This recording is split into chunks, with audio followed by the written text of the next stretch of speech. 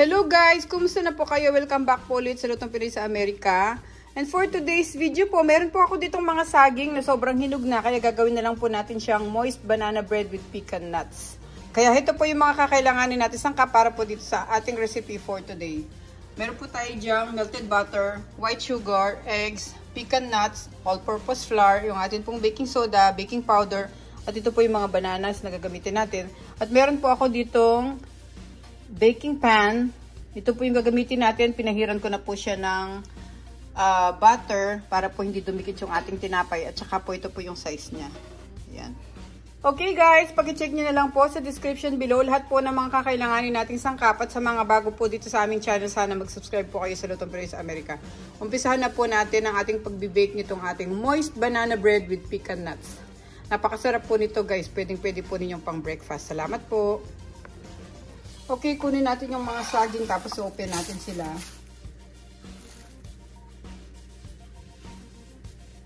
Maganda talaga yung gagamitin nating saging yung hinog na para madali na siyang i-mash.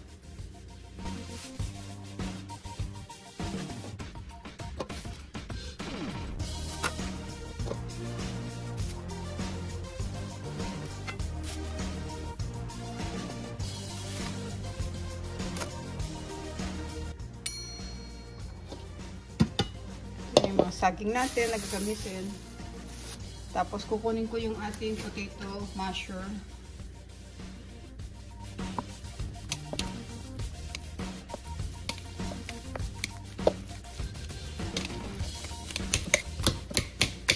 Okay guys, pag ganito na siya, pwede na natin ilagay yung ating mga wet ingredients. Unahin natin yung eggs. Dito lang natin. Buhos natin dito.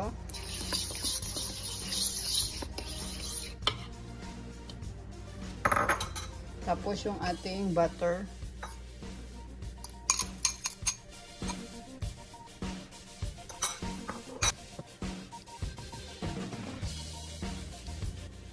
Sasabay ko na rin yung white sugar para matunaw siya kaagad.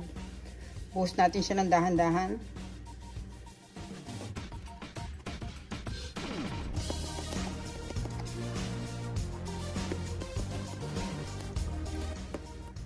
Yan.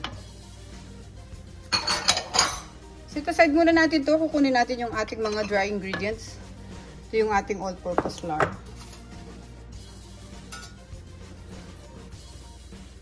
Buhos ko yung baking powder tsaka yung baking soda. Ito natin.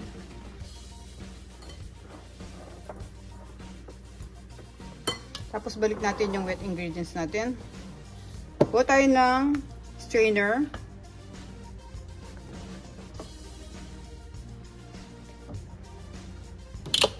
Lagyan natin dyan. Tapos, dahan-dahan natin ibubuhos yung ating all-purpose flour mixture.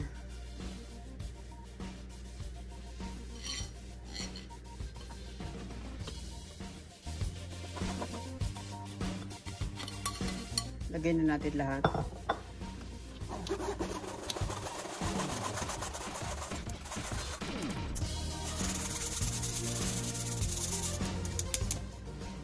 Tapos paghaluin natin yung dalawa, wet and dry.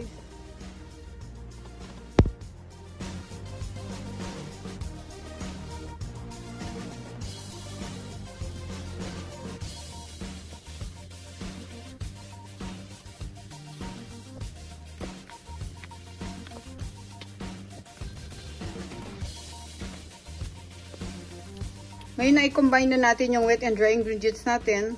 Pwede na natin siya lagyan ng pecan nuts.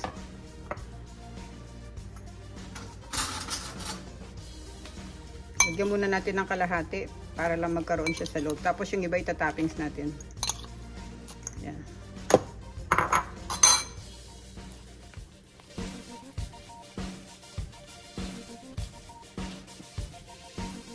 Ngayon okay na yung ating mixture.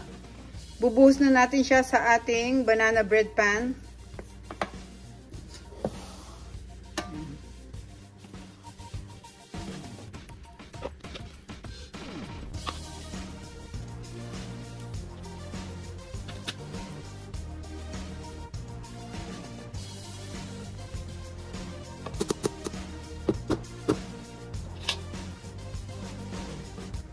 Ilagyan na natin siya ng nuts sa taas.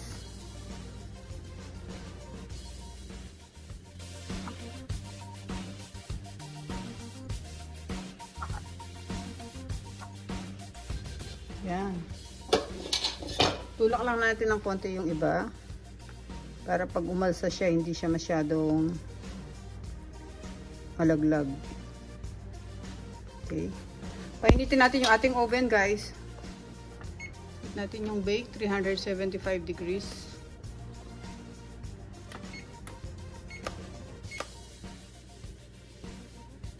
Hintayin lang natin siya uminit. Okay guys, mainit na yung ating oven. Pwede na natin ipasok yung ating banana bread.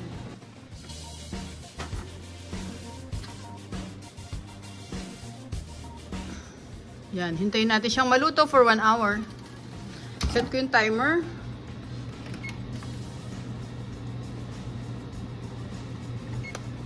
Hintayin natin yung 1 hour guys. Okay guys, ito na po, malapit nang matapos yung ating banana bread. Yan, tapos na siya. Open natin yung ating oven. Buksan natin. May sinalang pa akong isa yung nasa ilalim. Sinabay ko na siya kanina pero mga 7 minutes pa yan bago siya matatapos.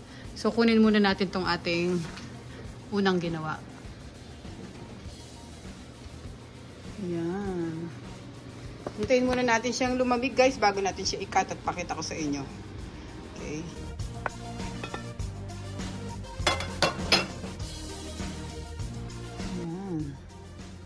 Tapos hiwain na po natin.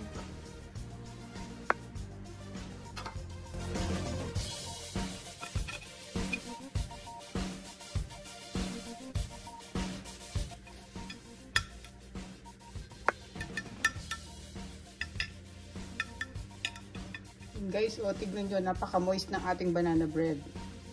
Diba? Okay guys, ito na po ang ating recipe ng napakasarap na moist banana bread with pecan nuts. Ayan, napakasarap po niyan guys. Pwede nyo po iterno sa green tea o kaya mag-breakfast po kayo kasama po ng kape. Thank you so much guys. Ingat po tayong lahat. God bless po. Napakadali lang po nito. I-try nyo po para hindi po masaya yung mga saging na naihinog na sa bahay nyo. Salamat guys. Ingat po tayong lahat. God bless po. Kain na po tayo.